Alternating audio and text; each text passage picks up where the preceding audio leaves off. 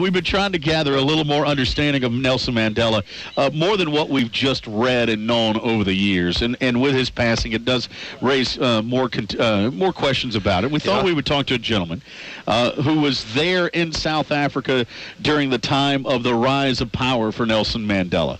Johann Lochner is his name. He was a police officer in Johannesburg, South Africa, from 1986 to 1990. First worked as a uniform officer, later became a detective. He now lives here in Texas. Has been here since the 90s. Has Johann, and he joins us right now to kind of put in perspective the Nelson Mandela era. Johann, thanks for the time this morning. And let's start with a simple question.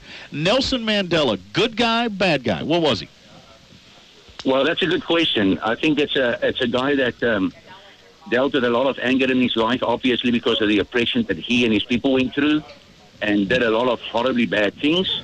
And I think something happened in his life that changed him, that turned him into a really good guy. There's definitely something in his life that changed it.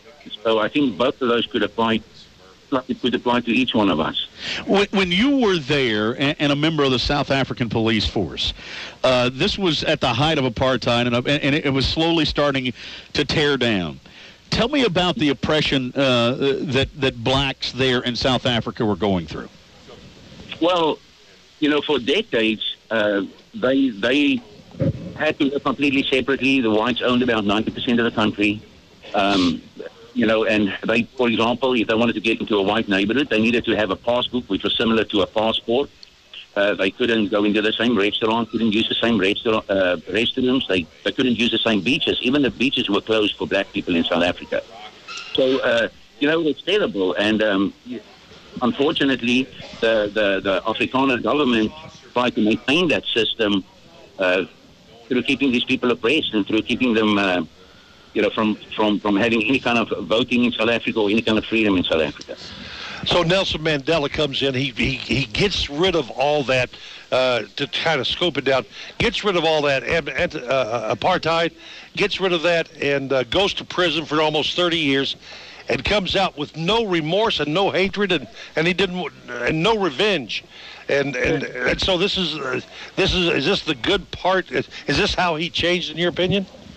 Yes. When Nelson Mandela walked out of prison, one of the first things that he said is, if I took this hate and bitterness that I had out of prison with me, then I would remain in prison for the rest of my life. And I think that is what forgiveness brought to him. It brought freedom to him, and it not only brought freedom to him, but it brought freedom to his country. And what I always wanted to explore is, how was he able to forgive like that? Because that is not a thing that you can just do after having been through what he had been through, to just forgive like that. And if you explore it a little bit deeper, you can look into Mandela's faith, and he had a very strong faith in Jesus Christ. He even said at a speech, he said, Jesus Christ marks the victory of our risen Savior over the torture of the cross and the grave. And that didn't happen until he was in prison, right? Didn't he learn that in prison from white guards? Yes. We're not 100% sure, but we know for a fact that he befriended the white guards, and he went to church with them. Oh, wow. And that was the change that happened in him, it helped change his heart. How about Nelson and Winnie Mandela's family? Did they have family? Do they have kids? They'd be older now, of course, but did they have a family that are still running around? Are they in South Africa? Are they in the States? Or did they have a family? Oh, yes, they did. Nelson Mandela had, I think, 3 wives, if I speak on the direction, but I think he had 3 wives in total. And he has kids else, even some of his kids that are here in the United States. Huh. So they have quite a few offspring. Okay. Johann Lochner is with us right now. He now lives in South Lake, spent years down in South Africa, was a police officer.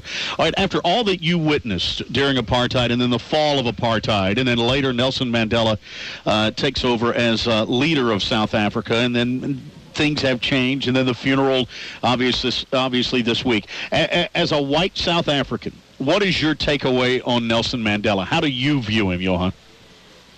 Amazing man that had a transformation in his life and took that transformation to change the country through forgiveness.